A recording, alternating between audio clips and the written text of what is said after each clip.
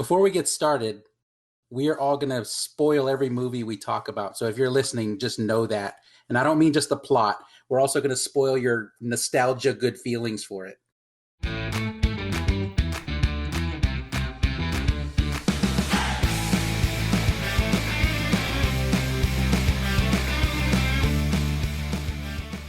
Welcome to Dude, You Haven't Seen That? Our weekly movie review podcast. I'm Alan Manning, and joining me today are Brian Manning and Delirious. I mean, he's way more excited than us today, I guess. I'm sad because Bobby and Chad couldn't join us. They died. Oh, they're Hangries. This week, we're going to be talking about The Girl with All the Gifts.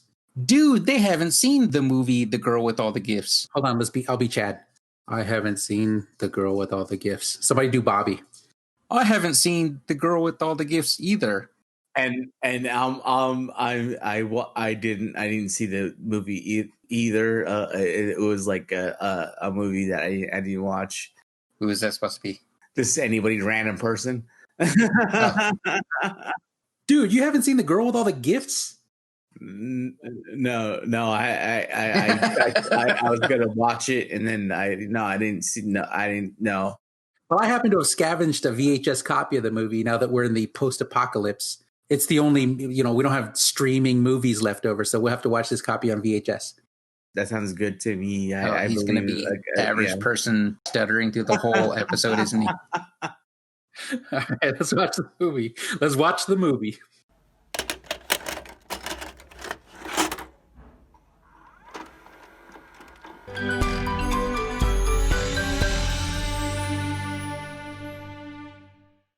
And we're back. Random viewer, you finally saw the movie. What do you think of it? I thought it was, it was like, exciting about. I think it had something to do with zombies or something. Hangries. Hungry. Oh yeah, we don't call them zombies in this movie because like every zombie movie that you ever watch, you have to call them something different to separate yourself from the rest of the zombie movies. I like the way they did that in The Walking Dead, though, where every group had their own name for it. Yeah. So this movie starts in post-apocalypse, where the zombies or the Hungries have already overtaken the most of the world, and then they're in a military base, and you see these kids strapped into wheelchairs, fully restrained, their head and arms, and then they're wheeled into a class to be taught, and you're like, what's going on? I bet you teachers that watched the first 5 minutes were like, oh, I wish school could be that good. So yeah, we see the protagonist is Melanie, a girl strapped in the wheelchair. But yeah, they're not strapped in until like they have to go to class or whatever. Yeah, they're in cells. They're in like little prison cells. And then they come in there with like fucking AR-15s and shit. Yeah. Oh, they open the door and two soldiers point rifles at Melanie, and she's like, "Good morning, Private so-and-so," and she's like happily strapping herself into the wheelchair. Yeah, she's like very responsible. Yeah. Like she's trying to hold back on like being like a zombie and shit. You kind of, what's going on. You're like, okay, she's a zombie. The way they're treating the kids, they're obviously zombies. But they reveal it when the one guy, and it's so gross, he spits on his arm to wipe away the blocker gel they use to mask their scent. Yeah. I always hate that when people spit and touch their own spit. Like, I can't stand seeing that. And then go wash their hands or anything. Yeah. Anyways, more gel on. Spits on his arm, wipes away the gel, and holds it in front of the kids. And then the kids just start going into chomping, mindless zombie mode. Well, half the room, because the half Melanie's on isn't doing that. So you're like, is she able to resist, or is it just they're not getting the scent yet? Yeah, I'm curious. It's like maybe it looks like the people in proximity, but at the same time, like she was pretty close and she didn't turn. But they reveal later, though, like when the teacher sees her stuck in the chair, when they leave her strapped in the chair because she's got attitude. Once everything goes bad and like they start like taking all the kids out of the classes and like everything happens at one time. Oh yeah, it happens quick. But I mean. It catches you off guard. It seems like half the movie's going to be classrooms. Yeah, you think you're going to watch a slow burn zombie movie. Yeah, but when they first wheel the kids in, and that really no personality teacher shows up, like the professor from Waterboy, "Oh, shut up now!" Like she just comes in and starts demanding that they recite chunks of the periodic table. What other movie review podcast uses a Waterboy reference for the girl with all the only this one. But then Miss Justine shows up and she's a normal teacher, a caring teacher, I would say. I mean, the thing is, like, when everyone else in the classroom like gets freaked out by that smell or whatever, the blood, she's like, oh, it's regular, Like I said, she's the same way when she's locked in her cell with the still strapped into the chair, and then the teacher comes in, sees her, and then she opens the door and starts undoing the restraints, and then Melanie's like, makes a comment how she smells good, and then she freaks out and starts trying to eat the teacher, and then the teacher, she's got a level of control, but obviously doesn't fully control it. Yeah. So the whole reason the kids are in the base is because Glenn Close, the Dr. Caldwell, she's trying to develop a vaccine, and she's actually experimenting on the children, where she asks Melanie, like, pick a number between 1 and whatever. 20. It was 1 and 20. 1 and 20, and she picks 13. And then the next day for class, the kid in cell number 13 isn't in class. The kid's name was Kenny, so my first thought was, oh my gosh, she killed Kenny! So when Melanie realizes that, the next day, Dr. Caldwell asks her to pick a number. Melanie immediately says 4, and then they pan away and you see she's in cell 4. She picked her own number. Like, she caught on quick what was happening. Yeah, she ended up being carted away to the room where she's about to be dissected and studied. But when they were doing that, though, like, the walls were just about to fall. Yeah, I was just about to get to that. Oh, okay. I mean, like, it was just chaos going on. Y'all shut up now. I mean, you jumped ahead a little bit, but that's fine. Yeah. So when she's being wheeled, a water boy, I say. So yeah, when she's being moved to the experimentation room, you actually see some soldiers panicking and some are keeping their cool. Like, fence number 1 just fell. They're like, just use the flamethrowers, control that area. And then you see more and more. Everything's like, the wall fell, and then everybody's panicking, and then then you see more and more like zombies like outside the wall, and you're like, oh my God, there's a bunch of Hangries out there. Yeah. The thing is, like, Dr. Caldwell, she believes that the children aren't alive. She believes the fungus is controlling the children to help them mimic human behavior as an adaptation to survive, like to blend in with people. Because they were infected infants, like their mothers were infected. That's what they end up revealing, that these are the children of women that were infected, much like Blade, Wesley Snipes. They're day talkers. Day talkers. I missed that part. Like, so, like, they were like, it was kind of mentioned slowly throughout the movie. They didn't like beat you over the head with it. And it wasn't until it was one moment when the doctor talks to Melanie. Yeah. So Tony, what she says was they discovered a maternity ward in a hospital where only children were there. And then they found the women that were pregnant, all their organs were missing. So the babies ate their way out. Yeah.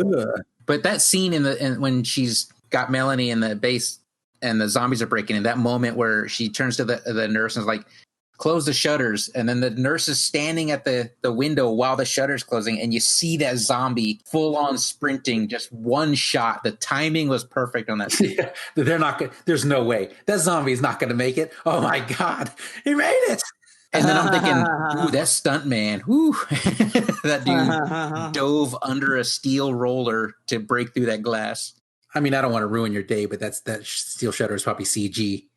You ruined my day. So yeah, the zombies ends. Glenn Close ends up having to grab a shard of glass and stab the zombie. So we think, oh no, she had got infected because she's like nursing that wound and kind of hiding it. And that's the thing is, like, every like a zombie movie that happens is like there's always one person that fucks it up for everyone that hides the bite, that jerk that hides the bite. Let me be honest with you guys. I'd be a bite hider in our group. I'm sorry. I'm totally a bite hider. I'm going to be honest too. I want to say I wouldn't be one, but I would probably be a bite hider. Nah, I'd be like, here's the gun. Here's one bullet. Take my ass out. But do you say do it now, or do you like let me contribute to the team until I turn? I don't know. It depends. Like, I mean, because they all have different time periods. Like, you know, some of them are like, yeah. This movie was fast though. This movie happened fast within like a minute, because that soldier. Oh yeah. So they finally, they actually, Miss Justino actually saves Melanie, gets on board an armored personnel carrier with Sgt Parks, the guy who spits on his own arm. They save each other because the Hangries have broken into the base, and Miss Justino's getting attacked, and Melanie kills those guards. But then she does that after food nap move that only she does in the movie. I'm not going to complain. She had a Snickers. She had a Snickers moment. Yeah, I mean, because she's special. She's different than she's the girl with all the gifts. She's Pandora, as they kept revealing. Yeah, so Miss Justino sees a napping, blood-covered Melanie and then carries her to the armored personnel carrier that Sgt Parks is in. The dude that spit on his own arm. You keep saying that, like you can't let that go. I can't get over that. Like Melanie's covered in blood and probably like which is smells like a zombie. Yeah, but you're like that dude spit on his arm like a week earlier, and they're in the same vehicle with him. I mean, through the whole movie, like she's like blood covered. I know, it's uncomfortable, but like they don't trust her right away. So right when they get an armored personnel carrier, they turn to try and kill her, but the teacher and the doctor are like, no, you can't kill her. So they strap her to the top of the vehicle. So she's like teen wolfing around the neighborhood. Like as they flee in their armored personnel carrier. And they have the Hannibal Lecter like clear the Hannibal Lecter mask. Yeah. And like again, teachers are like, oh, I thought it would keep her quiet too. Oh. Yeah, so they go to the forest and one of the soldiers gets bit or cut, scratched or whatever. And then when Sgt Parks sees it, he won't let him back into the vehicle because he knows the guy's about to turn. This is the guy I would be. No, I just busted open a rock. I swear. That's me. That's the guy I would be. I would even go one step further and go, this isn't even my blood. I'm such a liar. I don't belong in anyone's group. I'm holding all you down. I'm sorry. Alan and I think we've discussed this several times. We are not zombie apocalypse survivors. Leave us. Leave us, guys. I'm not even in shape to travel if I survive. Yeah, it's a hard life. I don't want that life. I mean, the first time I would see blood on your arm or something like that, it's a knife to the head. Yeah, like not even asking. And it's your blood, too. That's the funny thing. It would be like your blood. Yeah. Do you remember the movie 28 Days Later?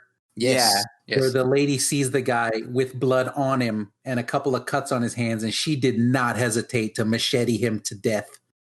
Yeah, because same thing. It happens fast in 28 Days Later as well. Yeah. These are not like, it's not like a 20-second transformation period and then they're shambling. They're like full speed. You can't bite hide for half the movie.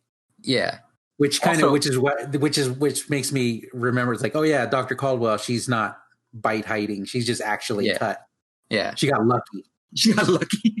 Also, like I think it was 28 Days Later, where the guy gets like a bit of blood dripped into his eye.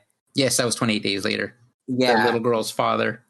If you were in that situation, would you be able to kill your father? Yeah, he knew though. He wasn't. That's the worst because you're not even bite hiding. You got like done dirty by some dumb ravens. I mean, the answer is no, Tony, because I can't even save you guys from me.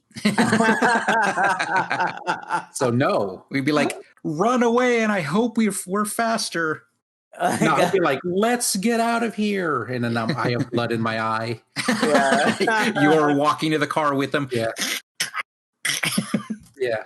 I can't imagine like if I was in that situation where like something like that happened to me, and then I had to tell like my son or my daughter to just like do it. Yeah. Well, you're more heroic than us if you can do that. Anyways, that vehicle gets disabled during that encounter in the forest. Someone shoots the fuel line, so they're on foot.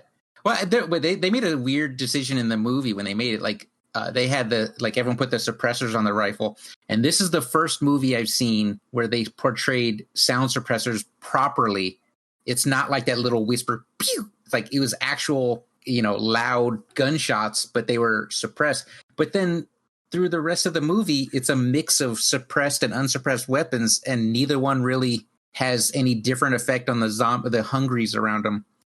So it's like a weird decision that they made to go through the effort of portraying it properly, but then not really utilizing it anywhere else in the movie.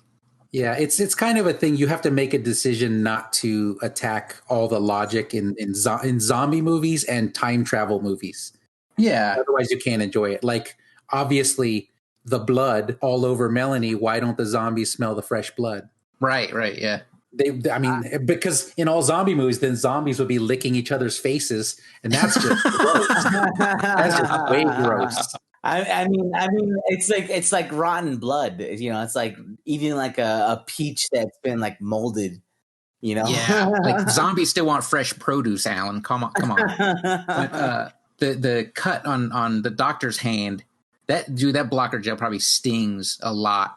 Like, did she pour any on her hand? Wouldn't they smell that? Probably had to. I don't know how does she last so long without becoming a zombie? She didn't get bit. The cut didn't infect her with a zombie virus. It got infected just by regular infection. Yeah. So she ended up being cut so long and not being able to treat it that she actually got blood poisoning, which is, I guess, for regular. She got sepsis from the cut. Oh, okay. I thought she was actually bitten. No, see, they kind of wanted to make you think that, and then when they finally reveal, like, oh no, she's just regular infected.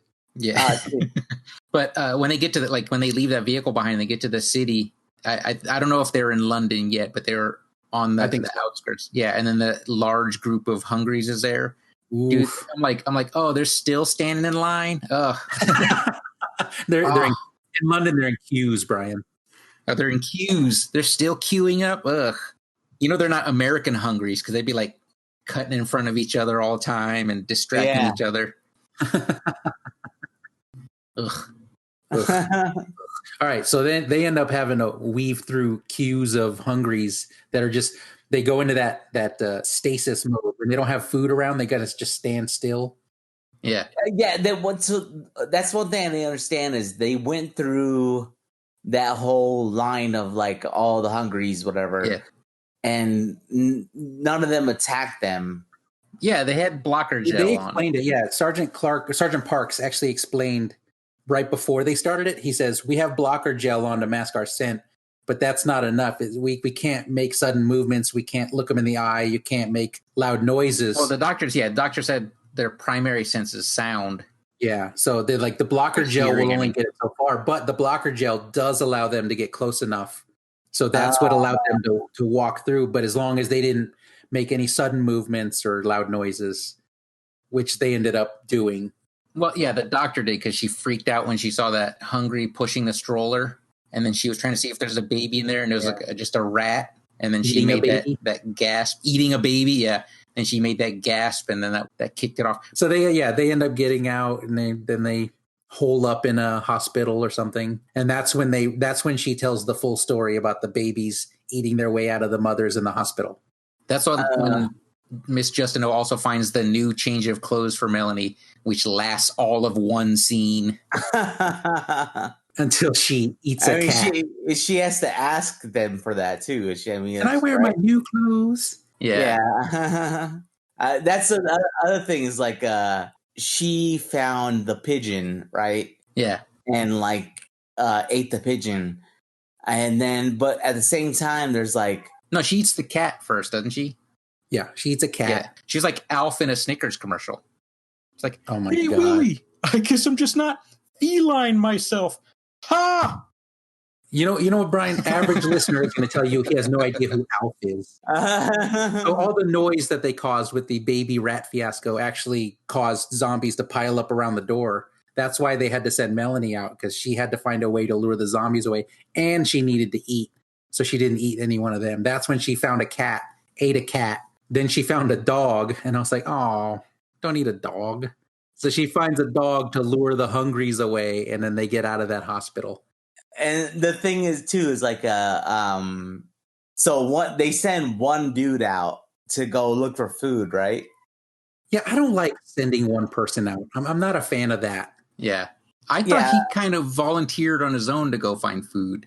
Yeah, he's the kind of guy that likes to find food and eat some of it. Because that's all he was doing, was eating some of it every time he found it. Yeah, a little bit for me, and I'll bring the rest of the crew. Yeah, and it's cool that he went to do that, but it's like, why do you send just one dude out by not himself? a fan. I'm not a fan. I mean, there weren't that many of them, so they really didn't have a lot of option. But still, I'm not a fan of solo missions. Yeah. Nah. So yeah, when that one guy, Kieran goes out, he goes out for supplies, and he actually, Melanie is after she ate the cat, and then that was an ALF laugh. What the fuck was that? That was the ALF laugh. This was after she ate the pigeon. I apologize. I'll still keep this dumb ALF cut in there, but I'm wrong. She ate the pigeon. After she ate the pigeon, she finds Kieran scavenging, and she sees a child stalking him. So she realizes that there's more kids like her. She didn't see the child stalking Kieran. She saw the child doing that bee dance at the hive to let him know that there was food. The main thing about that part was like she sniffed him out. Like she was just smelling the air, and she could follow out where he smelled. Oh, that's what she was doing? No, but that was the other reveal was when was his name Parks, when he's like, how, he had his blocker gel on, and then Melanie's like, blocker gel has its own smell. It smells disgusting. But that's how she found the guy in the convenience store or whatever it was. Like she smelled him out. Yeah, they had her track him. This is after the kids sprung the trap on that's him. That's how the kids got him at first. And I love the way that when she tried to scare them off. Oh yeah. We roared him off rah! Very wild animal. Yeah, very alpha of the pack wild animal. Did you say ALF? Ha!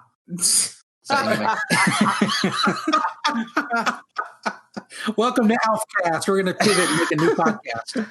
Was that the name of the cat? No, Willie is the dad. Oh, okay. That was the dad. Okay.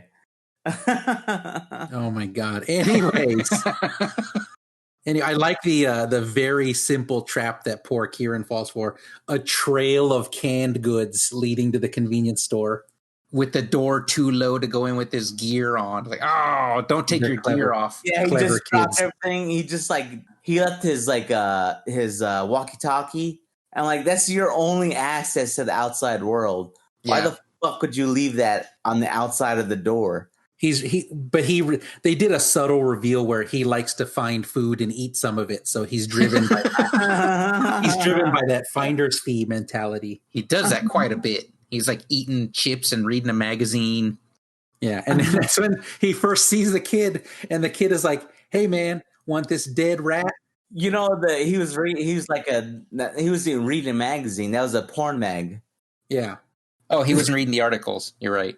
I think they print articles sideways in those magazines. And so he was reading articles. So anyways, unfolding the centerfold to read it long form. The kid lures him with the dead rat into the trap, and then the children pounce on him and eat him before Melanie can arrive with the others. Yeah. I wish he didn't have I wish he didn't chicken out and then actually use the grenade. That would have been I know, better death for him. But then, then he wouldn't be able to set up the next scene. It feels more right. It feels more in character that even in that moment of death, he couldn't kill kids. But it's to me, when you have a scene like that, don't even put the grenade part in there, because it feels unnecessary. I think that that reinforces, because you see right before he goes out for the supplies, he actually makes friends with Melanie, so they actually get along. So he sees that even though she's a zombie, she's still a girl. That reinforces that moment that when he's about to be killed by children, but he still doesn't want to kill the children. He still can't because he understands that they're children. So he can't bring himself to blow everyone up with a grenade. Yeah, that makes sense, I guess. Wait. Hold on. I'm missing something here. I remember him pulling the pin out of the... No, he didn't pull the pin. He held the grenade and... he tells them, if you come any closer, I'm going to pull this pin. I'll blow us all up. But they don't know what a grenade is, so they just... And then they keep walking towards him, and then he starts begging, please don't do this, and he can't bring himself to do it. And then they end up eating him. Okay, because I remember when he was already when they found him Like that is not afterwards. grenade blown up, dude. That is just That's all the way kids' teeth. Oh.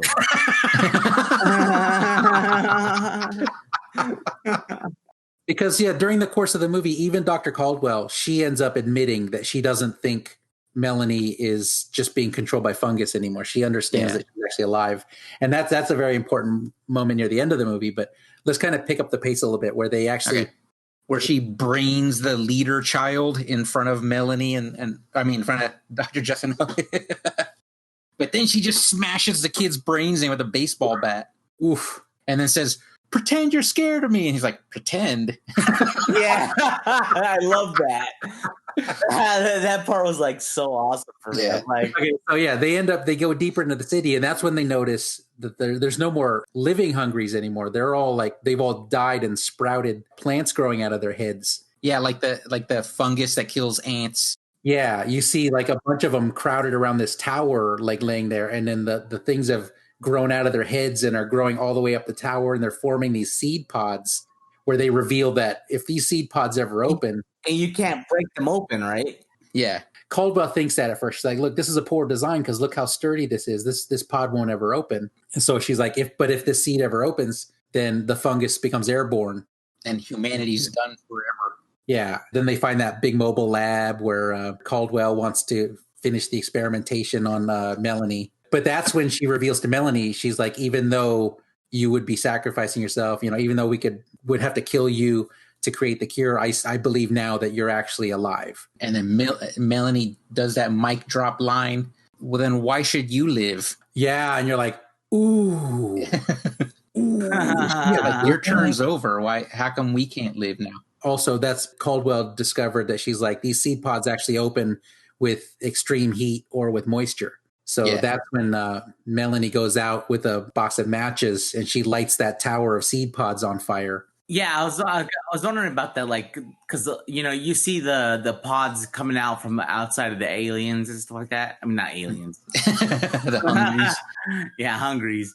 Does that make more zombies? Hangries? Yeah. Well, yeah, it's a fungus that takes over the body. The zombie rules here are the zombies are created by a fungal infection in the brain.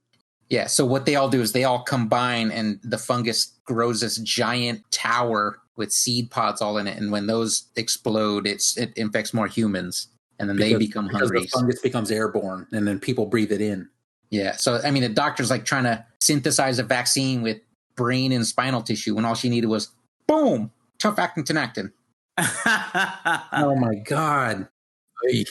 Anyways, Melanie locks Justino and Sgt Parks in that mobile lab because it's environmentally sealed. Yeah. So her idea is to release the fungus because humans had their chance, but at the same time she likes them, so she wants to keep them alive. So the moment she lights the thing on fire and the seed pods explode and the fungus goes everywhere, she sees Sgt Parks actually came out to look for her.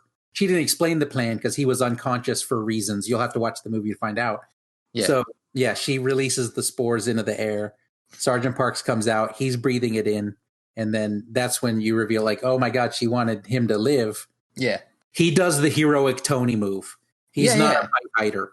Yeah, he's not a bite hider. He's not a breathe-in spore hider. He gives her the gun. Well, because he couldn't shoot himself. I wouldn't hand anyone a gun. I would turn like a coward. Yeah, like, just let me eat. I'm so hungry. So hungry. There's really nothing different about me. It's just my taste in food has changed. I'm always hungry. I mean, it's an improvement because my cardio will have gone up. You're doing me a favor. Just let me change. Nothing really fundamentally changes. I still don't like work. I still don't eat vegetables enough. What is with this voice? Where are we getting this voice from? Well, I mean, we're breathing in fungus. That's me breathing in fungus voice, I guess. Right. I mean, and then after that, after she kills Sgt Parks, that's when Justino comes out and sees. Well, she's still in the. She stays in the airlock, but she's able to see out and see that the seed pod is on fire and Pandora's box has been opened. Yeah, that's when Miss Justino wakes up in that trailer thing, and it looks like she's just like defeated and has given up. But then Melanie knocks on the glass and puts a little cat picture up, and then I was like, oh, what a bummer of an ending. There's still school at the end of the world. Oh. I just can't get away from this.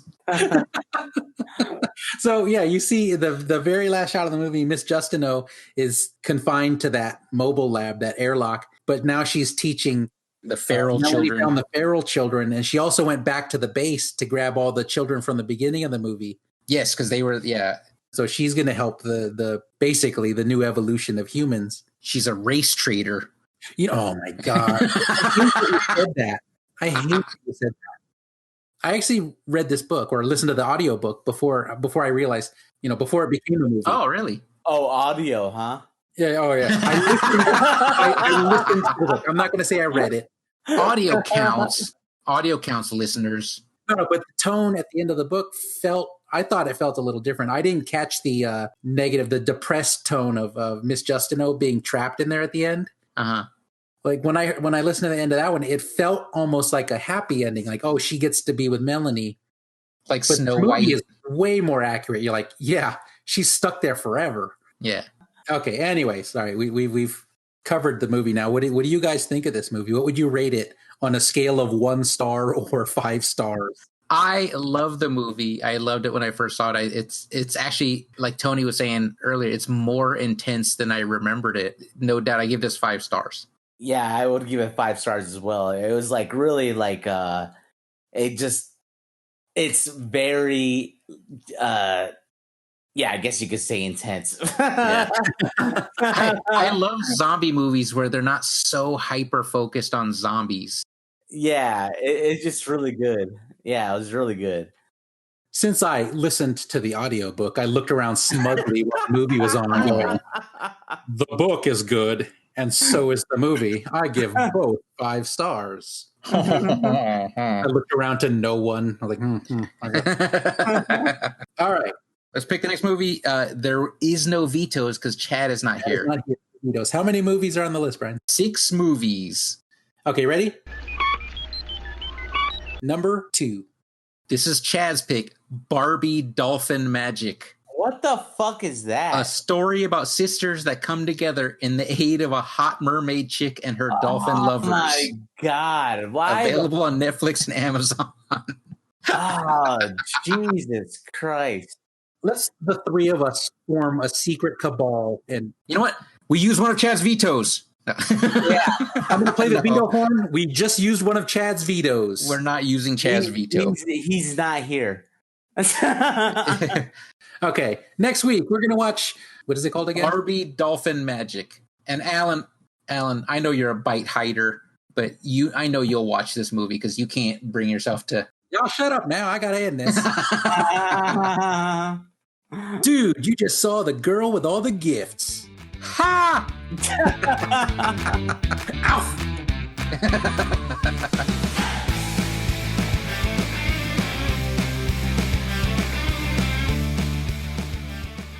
I was gonna watch it and then I didn't know. You don't have to interrupt me, random person coming in. It's all good. The cat's interrupting enough. Frankie! I'm going to have to cut a lot of this. Hold on real quick. Someone feed this cat. He's ruining my podcast. Leave that in there, please. All right, let's watch the movie.